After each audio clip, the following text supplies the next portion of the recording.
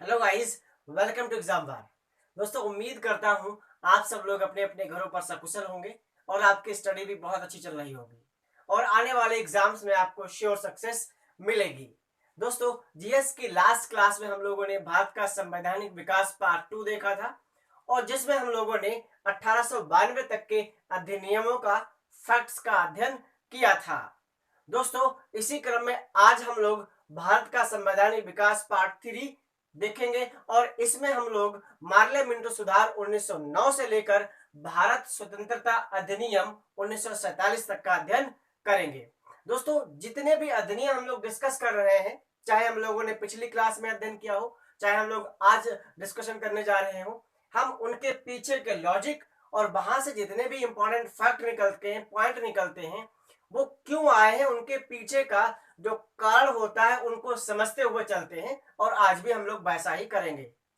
तो आप इस क्लास को पूरा देखिए ताकि आपको जो पीछे का लॉजिक है, बैकडोर जो लॉजिक है, वो आपको अच्छी तरीके से समझ में आए और जो चीजें हैं, जो क्वेश्चन है, वो माइंड में लाइफ लॉन्ग स्टेबल हो जाए। तो चलिए दोस्तों, शुरू करते हैं आज की क्लास और डिस्कस करते हैं भारत परिषद अधिनियम 1909, जिसको मार्ले मिंटो सुधार भी कहते हैं। दोस्तों, यहां पर लिखा मार्ले मिंटो सुधार। अब यहां से क्वेश्चन ये बन जाता है कि मार्ले मिंटो सुधार कब आया था। तो दोस्तों, 1909 में आया था। अच्छा, इसका दूसरा नाम क्या है? भारत परिषद अधिनियम दूसरा नाम इसका है। दोस्तों, यहाँ पर दो लोग हैं। कितने लोग हैं? दो है। दोस्तों, जो मार्ले है, कौन है दोस्तों? जो मार्ले है वो भारत सचिव है। कौन दोस्तों है ये है भारत सचिव। कौन है दोस्तों? भारत सचिव है। ये भारत का सचिव है। और जो मिंटो है, कौन है दोस्तों? जो मिंटो है वो भारत का वायसराय है। कौन है दोस्तों? वायसराय है। तो दो लोग मिलकर, भारत सचिव और भारत का वायसराय, दो लोग मिलकर इस अधिनियम को ला रहे हैं। और इस अधिनियम में क्या क्या ला रहे हैं दोस्तों? सबसे पहला पॉइंट जो ये लेकर आए हैं वो है केंद्रीय काउंसिल में सदस्यों की संख्या बढ़ाकर 60 कर दी गई। कितनी कर दी गई दोस्तों? 60 कर दी गई। दोस्तों, जितनी भी काउंसिल थी, केंद्रीय थी और प्रांतीय थी। केंद्रीय और प्रांतीय दोनों ही काउंसिलों में सदस्यों की संख्या में काफी बढ़ोतरी हुई और यहां पर बात की गई है सिर्फ केंद्र की। तो इंपॉर्टेंट केंद्र बनता है। तो केंद्र की जो काउंसिल थी, कौन सी काउंसिल थी? जो सेंटर की जो काउंसिल थी, सेंटर की जो काउंसिल थी, उस काउंसिल उस काउंसिल में जो संख्या थी वो बढ़ा के 60 कर दी थी। तो पहले कितनी थी? पहले 16 थी। अब कितनी कर दी गई है? अब 60 कर दी गई है। इस बात को आप ध्यान रखिएगा। तो पहला पॉइंट ये निकल के आता है। और दूसरा पॉइंट यहां से निकल के आता है, काफी इंपॉर्टेंट है। मुस्लिमों के लिए अलग चुनाव की व्यवस्था कर दी गई थी। मींस सांप्रदायिकता का बीज यहां पर बो दिया गया था, क्योंकि मुस्लिमों के लिए सांप्रदायिक चुनाव का, सांप्रदायिक प्रतिनिधित्व की व्यवस्था यहां पर कर दी गई थी। और ऐसा बोला गया था कि किसी भी मुस्लिम प्रत्याशी के लिए मुस्लिम कैंडिडेट ही वोट डालेंगे, मुस्लिम वोटर्स ही वोट डाल पाएंगे, हिंदू नहीं डाल पाएगा। ऐसी व्यवस्था कर दी गई थी।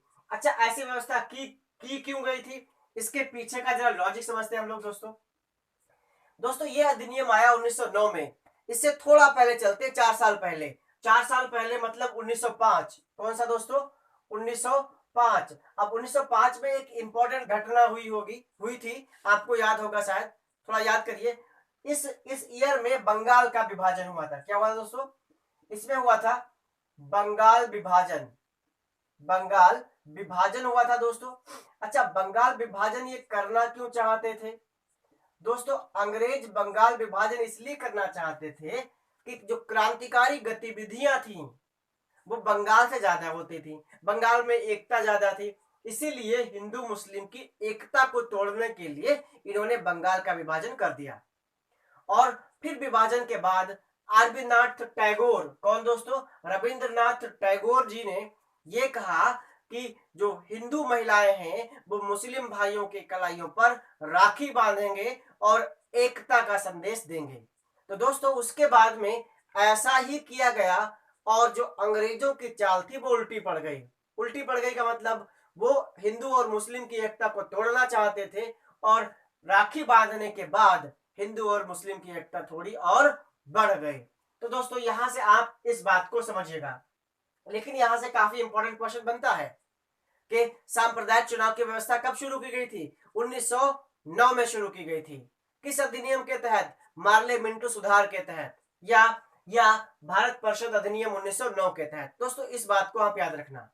अब अगला क्वेश्चन क्या है दोस्तों, जो परिषद के सदस्य हुआ करते थे उनको बजट पर बहस करने की आजादी पहले मिल गई थी, बहस करने का अधिकार पहले मिल गया था।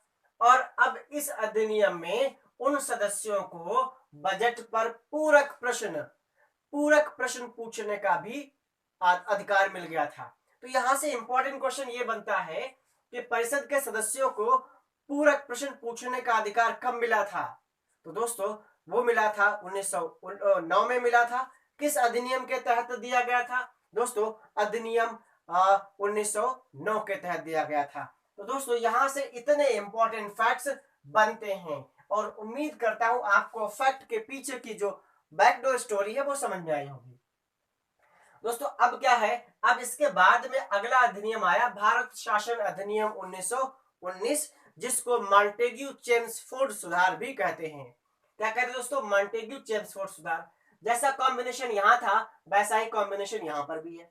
मॉन्टेग्यू भारत का सचिव है, मॉन्टेग्यू कौन है दोस्तों? भारत सचिव है। और चेम्सफोर्ड भारत का वायसराय है। तो दोनों के कॉम्बिनेशन से ये अधिनियम आ रहा है जिसको हम लोग भारत शासन अधिनियम 1919 कहते हैं। अब दोस्तों इस अधिनियम के मुख्य बिंदु ये है, पहली बार प्रत्यक्ष चुनाव प्रणाली की शुरुआत की गई। तो यहां से इंपॉर्टेंट क्वेश्चन ये बनता है कि पहली बार प्रत्यक्ष चुनाव प्रणाली की शुरुआत कब की गई थी? दोस्तों 1919 में की गई थी। किस अधिनियम के तहत की गई थी? मॉन्टेग्यू चेम्सफोर्ड सुधार में की गई थी। Important question. अब दोस्तों दूसरा इंपॉर्टेंट क्वेश्चन यहां से ये बनता है कि जो व्यवस्था इन्होंने मुस्लिमों के लिए की थी, सांप्रदायिक चुनाव मुस्लिमों के लिए दिया था, उस सांप्रदायिकता को बढ़ाकर, सांप्रदायिक चुनाव को बढ़ाकर, उसके दायरे को बढ़ाकर इन्होंने 4 लोगों को, 4 कम्युनिटीज को और शामिल कर लिया। और वो सांप्रदायिक चुनाव सिख, एंग्लो इंडियन, भारतीय ईसाई और यूरोपियंस के लिए बढ़ा दिया गया।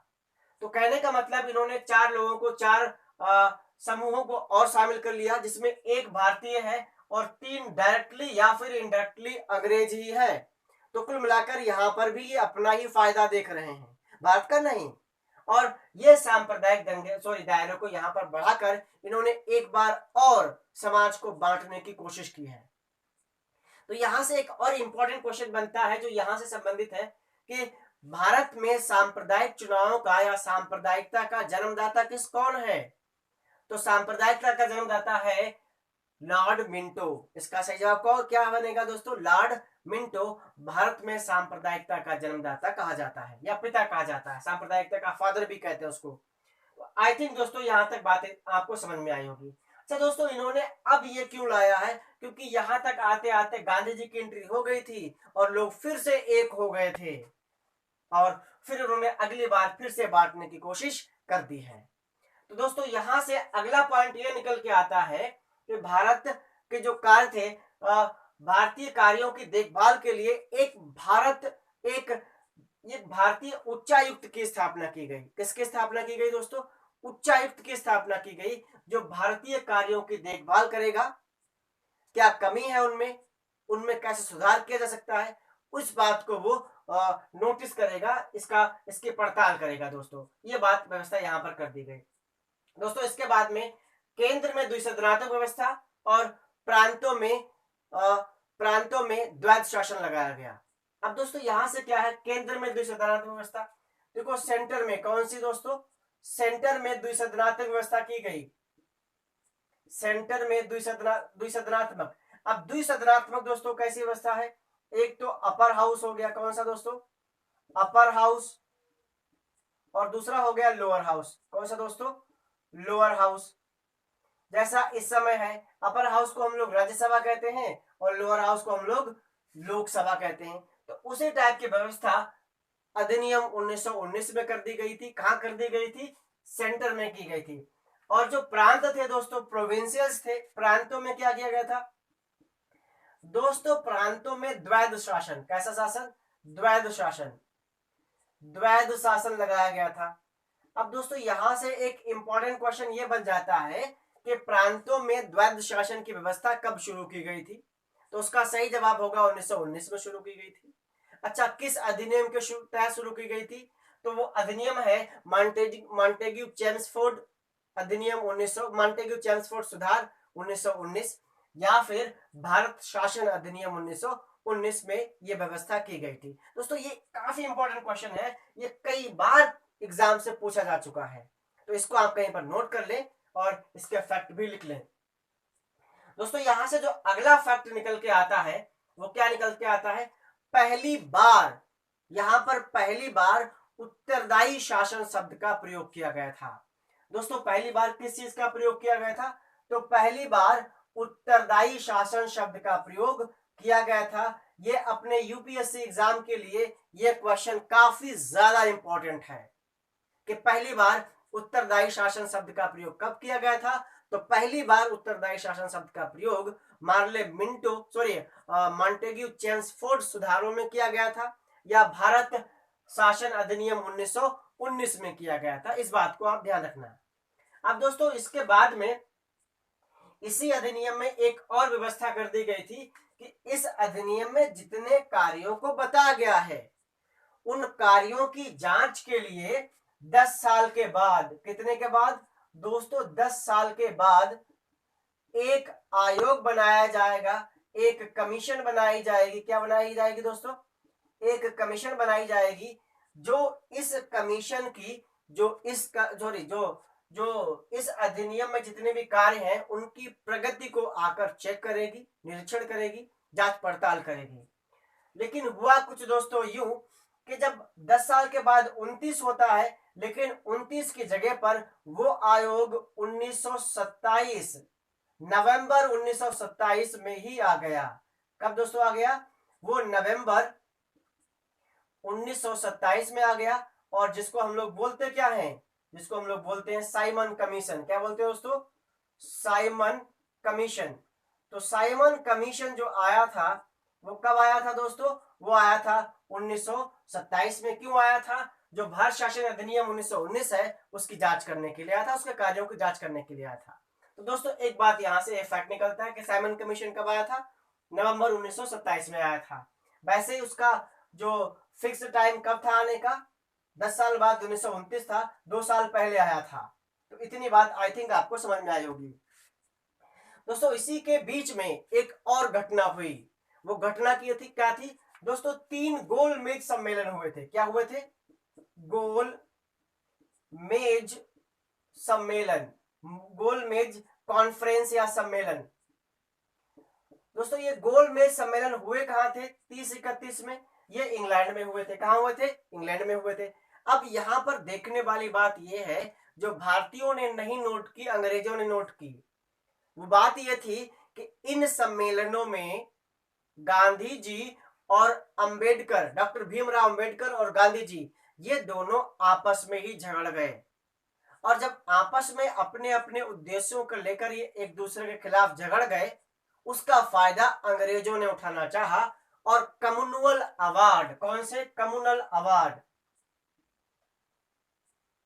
कम्युनल अवार्ड कहने का मतलब जो दलितों के लिए अवार्ड था वो कम्युनल अवार्ड कहा गया। कम्युनल अवार्ड इन्होंने दे दिए 1932 में दलितों को। और दिए किसने थे? जो इंग्लैंड का पीएम था रैमसे मैकडोनाल्ड। कौन था दोस्तों? मैकडोनाल्ड। तो इस मैकडोनाल्ड ने कम्युनल अवार्ड दिए थे। कब दिए थे? 1932 में दिए थे।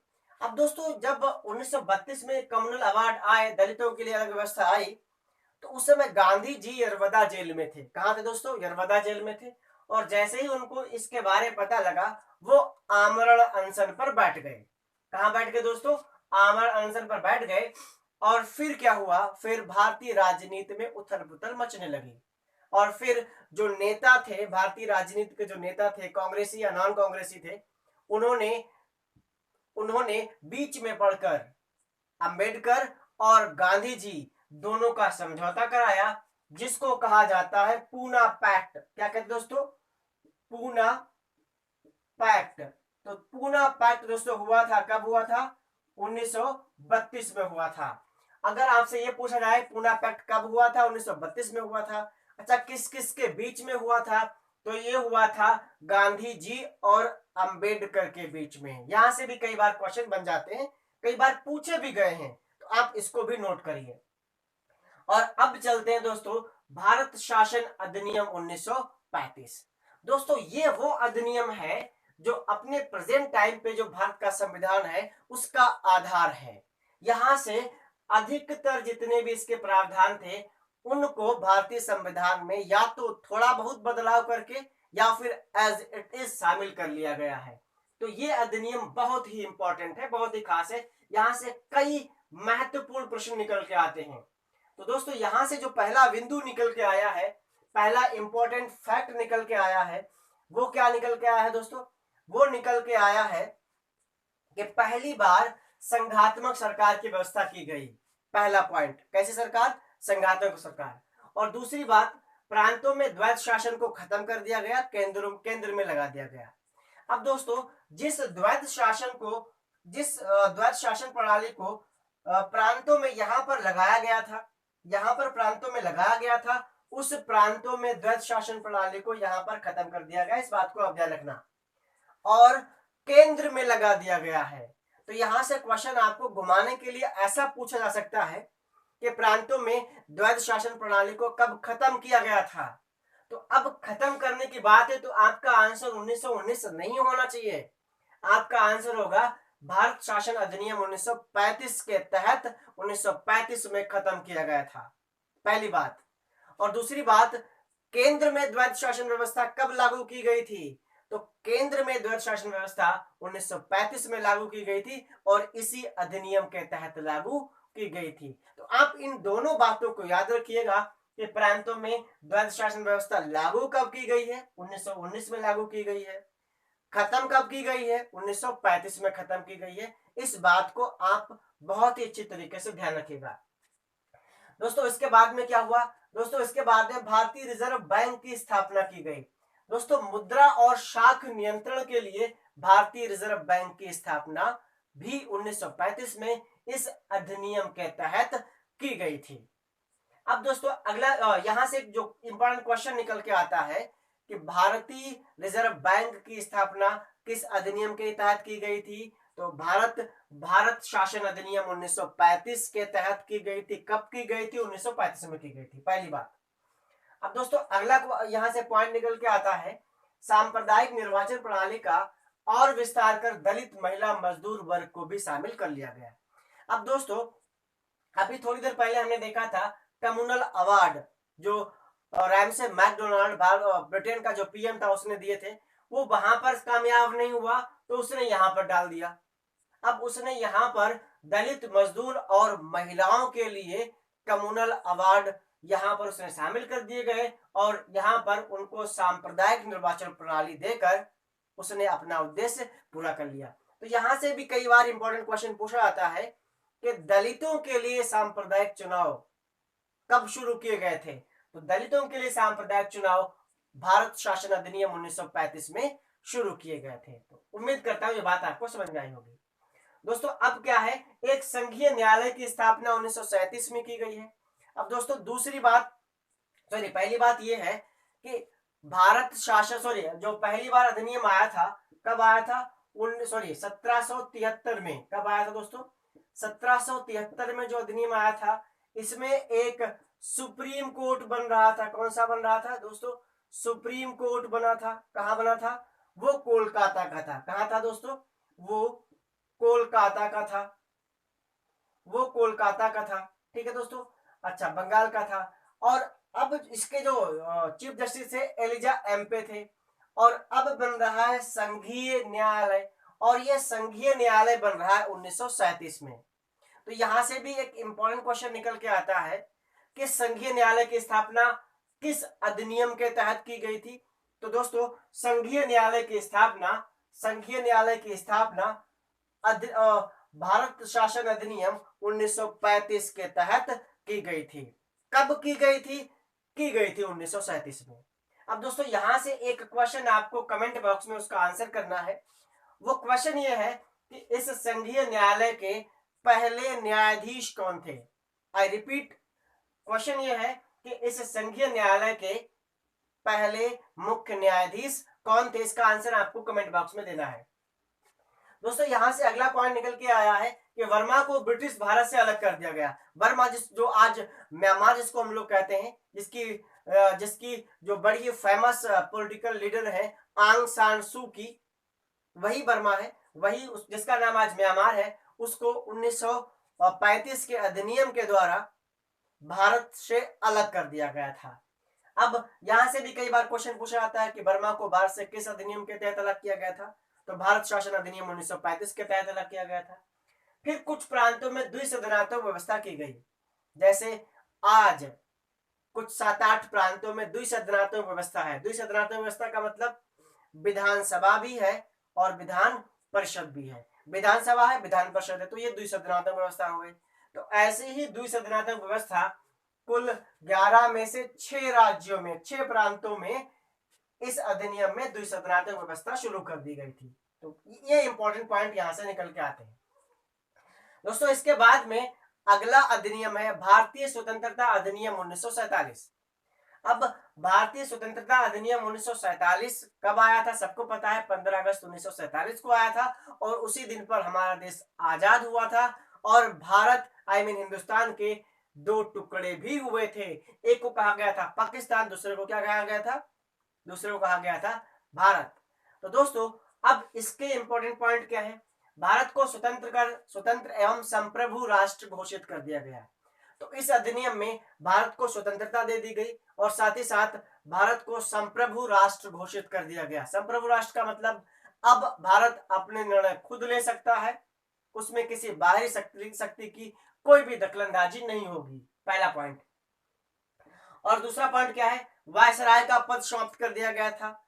भारत का जो सचिव था उसका पद समाप्त कर दिया गया। वायसराय और भारत सचिव दोनों के पद समाप्त कर दिए गए और एक नया पद बनाया गया है। वो पद है भारत का गवर्नर जनरल। भारत का गवर्नर जनरल एक नया पद बनाया गया है। और यहां से एक इंपॉर्टेंट क्वेश्चन ये बनता है कि भारत का पहला गवर्नर जनरल कौन है? भारत का पहला गवर्नर जनरल कौन है? तो वो है लॉर्ड माउंटबेटन। कौन है? वो है लॉर्ड माउंटबेटन। लॉर्ड माउंटबेटन दोस्तों ये भारत का पहला गवर्नर जनरल है। यहां से कई बार क्वेश्चन पूछा जा चुका है, इसको आप याद रखिएगा। तो ये क्वेश्चन हो गया। इसके बाद में दोस्तों अगला जो पॉइंट है, ब्रिटेन की शाही उपाधि से भारत का सम्राट शब्द को हटा दिया गया था और देश को आजाद घोषित कर दिया गया था। तो यहां से अगर क्वेश्चन ये पूछा जाए कि ब्रिटेन की शाही उपाधि से भारत का सम्राट जो शब्द है उसको कब हटाया गया था, तो उसको 1947 में हटाया गया था। किस अधिनियम के तहत हटाया गया था? तो वो भारतीय स्वतंत्रता अधिनियम 1947 के तहत हटाया गया था। तो दोस्तों ये थी आज की अपनी क्लास। दोस्तों अगर आप भारत का संवैधानिक विकास पार्ट 1, पार्ट 2, पार्ट 3 आप तीनों देख लेंगे तो इस एरिया से आपका कोई भी क्वेश्चन ना तो गलत होगा और ना ही छूटेगा। तो दोस्तों आप तीनों क्लासेस को देखें और साथ ही साथ इन पीछे की जो हमने कहानी इसको बताया, इनकी जो पीछे की जो बैक स्टोरी को बताया उसको आप समझिए और फैक्ट्स को राइट करिए। तो दोस्तों ये क्लास अपनी यहीं पर खत्म करते हैं। दोस्तों क्लास अगर आपको अच्छी लगी हो तो इसको लाइक करिए, शेयर करिए। साथ ही साथ आप हमारे चैनल पर नए आए हैं तो चैनल को सब्सक्राइब भी करें और बेल आइकन को भी प्रेस करें ताकि आपको लेटेस्ट अपडेट मिलती रहे। Thank you. जय हिंद।